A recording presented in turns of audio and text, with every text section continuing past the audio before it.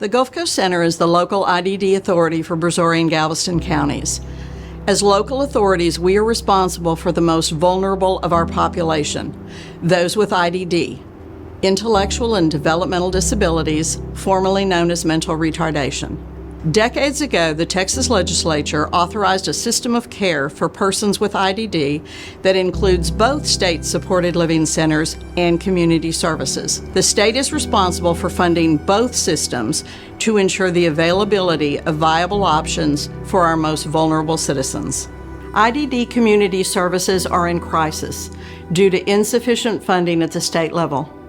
Insufficient funding to hire and retain qualified direct care workers or direct support professionals, and insufficient funding to move people with intellectual disabilities off of waiting lists and into programs that support them in the community rather than institutions. My son Dylan has IDD and severe behavioral needs.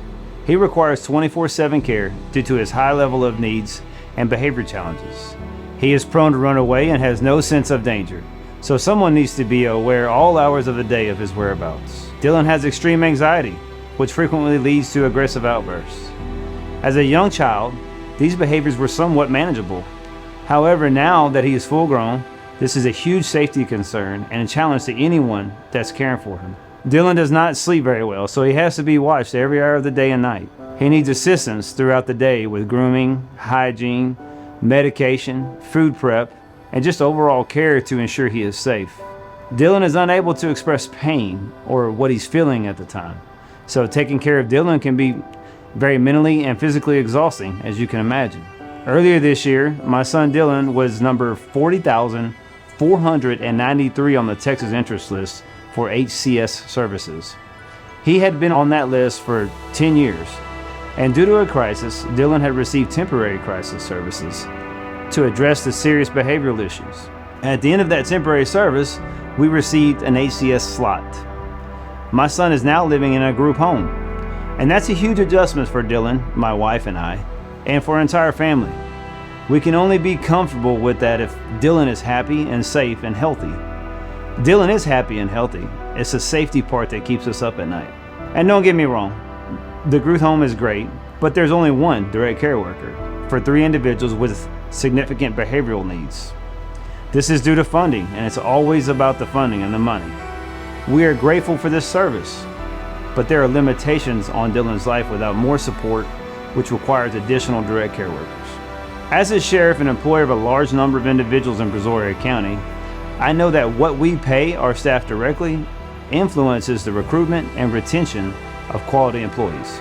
The citizens of Brazoria County would not want me to pay my deputies at a rate $20 less than the next county over. They wouldn't want those deputies on the road, and yet the state has done just that for its most vulnerable citizens. Because people with IDD are particularly vulnerable to abuse and neglect, they need consistent, quality direct care workers. I don't know why anyone would sign up to do this job with the price that we have funded to pay them. I know I wouldn't do the job. As a law enforcement officer, I worry about the safety of those with IDD, knowing that their direct care workers are paid at significantly lower rates than the individuals in this position should be paid. With regards to the insufficient funding to hire and retain qualified direct support professionals, the state agency and the legislature have shored up the state-supported living centers with pay increases to $19.16 per hour for their entry-level direct support professionals. In the last biennium, the state agency and the legislature gave community direct support professionals an increase to only $10.60 per hour. That is a difference of $8.56 per hour for the same work from the same funding source, the state. $10.60 an hour is not enough to hire workers who day to day are responsible for the health and safety of our most vulnerable Texans.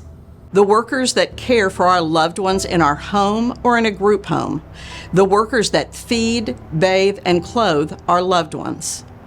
I appreciate the pay raise for our state-supported living centers, as they are one choice for families who have loved ones with IDD. But the other choice for families, the one chosen by most families and the most cost-effective choice for the state, is community.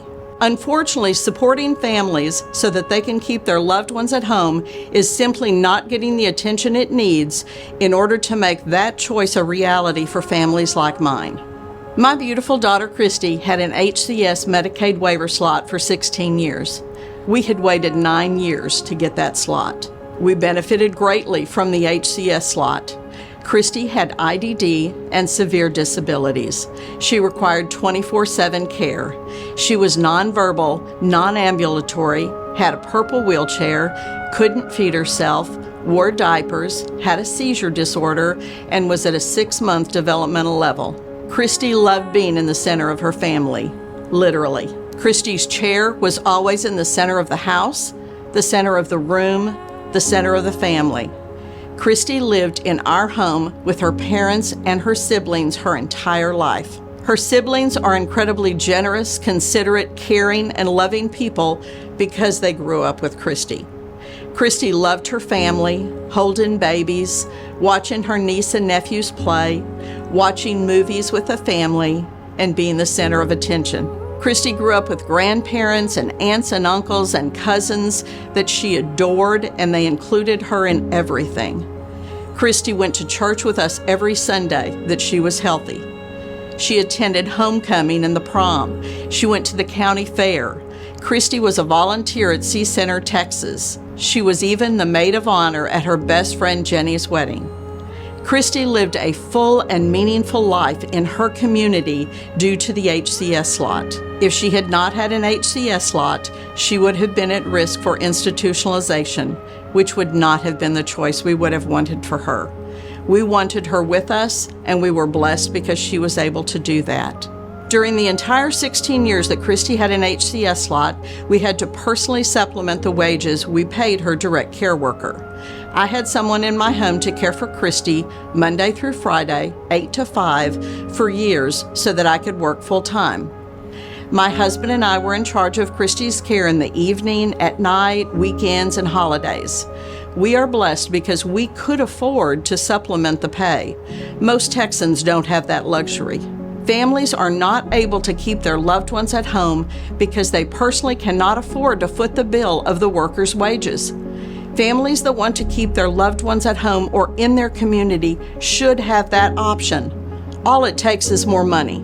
We need to ask our state agency and legislators for increased funding for direct care workers in the community to increase their wage from the current $10.60 per hour. The state of Texas developed this system of care, and they need to fund it.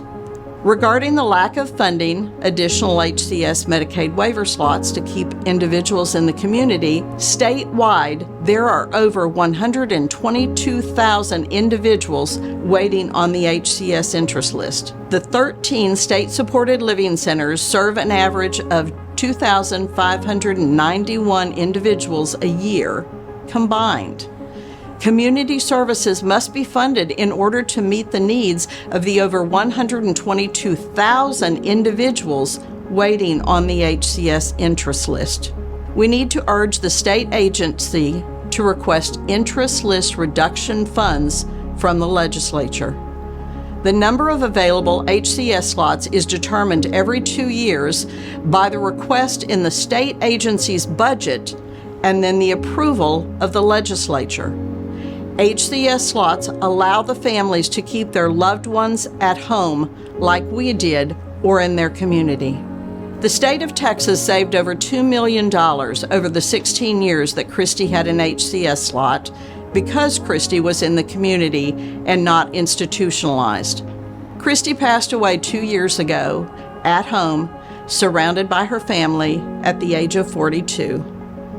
Please give other Texas families the opportunity to keep their loved ones at home or in their community if that is their choice. All it takes is money, and Texas has lots of money.